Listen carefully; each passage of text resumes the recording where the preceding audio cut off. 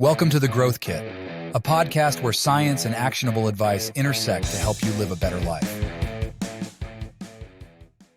This is part 2 of a podcast focused on body fat and 12 science-backed ways to lower it. Number 6. Exercise. There's endless debate about the best exercise for weight loss. Should you be getting under weights, running long distances, interval training? The answer is yes. The best approach for both fat loss and holistic health is to stress the 3 main energy pathways of the body. These energy systems are the phosphagen system. This system is used for short bursts of effort lasting 10 seconds or less. Ideal exercises include sprinting, jumping, and weightlifting. The glycolytic system. Efforts in this system last from 10 seconds to 2 minutes. Exercises suited for this system include high-intensity interval training, boxing, and rowing. The oxidative system, aka the aerobic system. This system is engaged in activities lasting a minimum of 2 minutes. Exercises commonly associated with this system include running, cycling, swimming, and hiking. Each of these systems contributes to reducing body fat, but in different ways. Cardiovascular exercise such as walking, running, or cycling helps to create a calorie deficit and burn fat. Strength training and plyometrics increases muscle mass, which requires your body to burn calories at a higher rate than other exercises and for days afterward. High-intensity interval training and intense intervals combine elements of both of these to create a high-intensity workout that burns more calories than both of these during the workout. Do this. Divide up your workout so that you hit each of the energy systems. Here are some good minimum goals for the week for the 3 types of exercise. 2 bouts of 45 to 60 minutes of Zone 2 cardio. 2 sessions of lifting for 20 minutes. 1 to 2 sessions of high-intensity interval training for 20 to 30 minutes each. 7. Practice mindful eating. Simply paying attention to what you put in your mouth can impact your waist size. In one study on mindful eating and weight loss, participants were divided into 2 groups: a mindfulness-based weight loss intervention group and a control group. The mindfulness-based weight loss intervention consisted of 18 weekly 2-hour group sessions focused on mindful eating, exercise, and stress reduction techniques.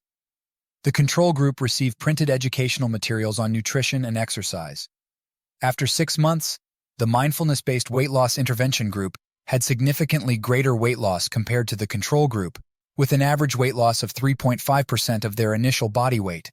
The researchers also found that the mindfulness-based weight loss intervention group had significantly greater improvements in binge eating, cognitive restraint, and physical activity compared to the control group.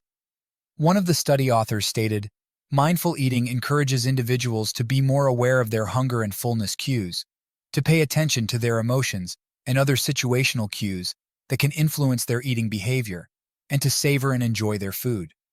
This study adds to the growing body of evidence suggesting that mindfulness-based interventions can be effective for weight loss and improving eating behaviors. Do this.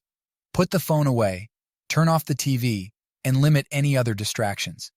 If you're by yourself, then sit in silence and be mindful of what you're eating. If you're with others, then bring back some of the conversation to the food and discuss the taste, texture, and smell of what you're eating. If you want to go deeper into this approach, I highly recommend the book Unwinding Anxiety by Dr. Judson Brewer to break down and further justify the approach. 8. Sleep. Sleep is arguably one of the most important factors in maintaining a healthy weight, but not in the way you might think.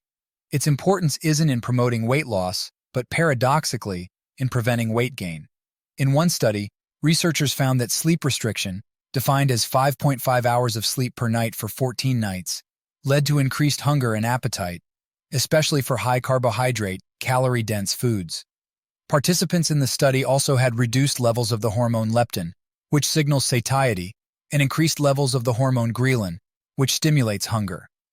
A meta-analysis of 11 studies found that short sleep duration was associated with a higher risk of obesity in both children and adults.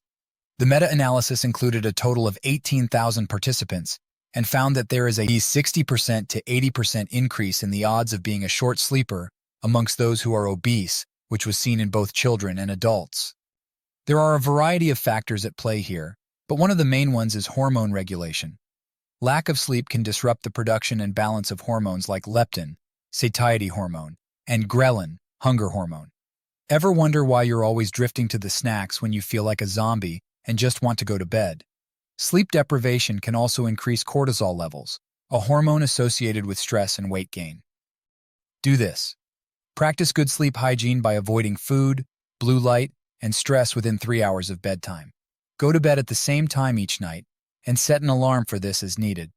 Keep the room cool, use a sleep mask, and consider mouth taping. See my site for plenty of practical articles on sleep hygiene. 9. Consider coffee. Researchers have been studying coffee and its effect on weight for years, but the results have been inconsistent. This meta-analysis of 12 studies looked at how drinking coffee affects the size of men's and women's waist circumferences and their overall weight.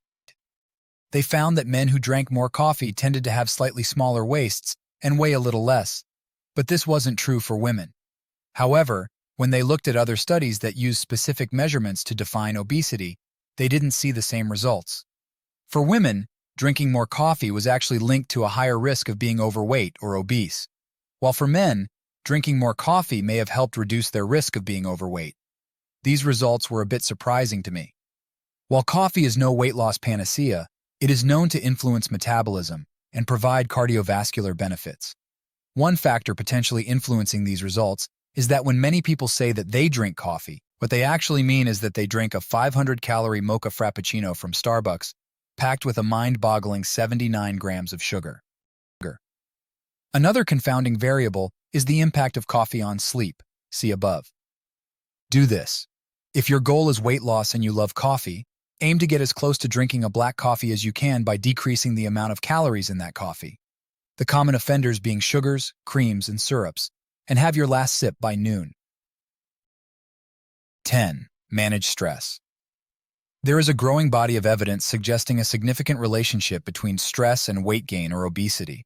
Stress can affect eating behavior, leading to overeating and the consumption of high-calorie, high-fat foods, which can contribute to weight gain and obesity. One study published in the International Journal of Obesity found that stress was a significant predictor of weight gain over time. The study, which involved over 1,300 men and women in the United States, found that those who reported high levels of stress gained more weight over a 9-year period than those who reported low levels of stress. Chronic stress leads to the activation of the sympathetic nervous system, fight, flight, freeze, and the HPA axis. According to scientists, this facilitates an anabolic state that promotes fat storage within visceral depots, which increases the risk of dyslipidemia, type 2 diabetes, cardiovascular disease, and other facets of the metabolic syndrome. They continue by stating, chronic stress is known to alter the pattern of food intake, dietary preference, and the rewarding properties of foods. While stress may not directly cause weight gain, like sleep, it impacts our behaviors related to eating, movement, and sleep itself. Do this. Have an active approach to managing stress and anxiety. Different techniques work for different people, so try it all.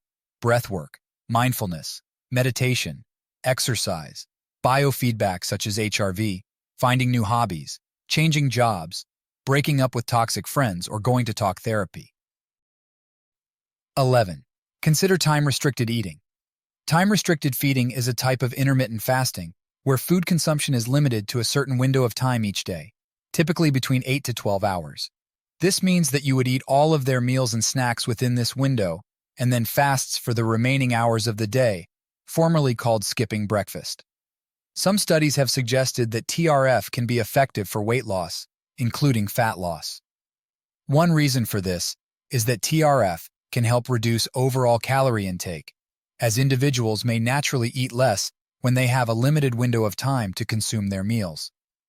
TRF has also been shown to improve insulin sensitivity and other metabolic markers, which may contribute to weight loss and improve body composition. Do this. To begin with, remove any calorie-containing food or drink, such as snacks, between meals, and gradually progress from there. Start by fasting for a 12-hour period, including sleep time, and then work your way up to 16 hours by skipping a meal. After a few weeks, increase the duration of your fasting periods.